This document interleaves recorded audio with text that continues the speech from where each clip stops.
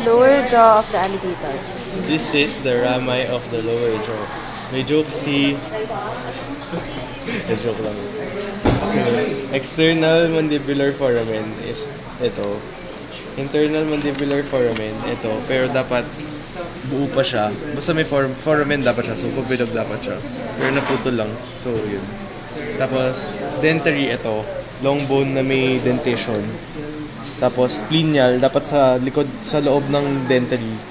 So, dito sa loob. Pero, hindi daw siya kita kasi natanggal. Tapos, angular, ito.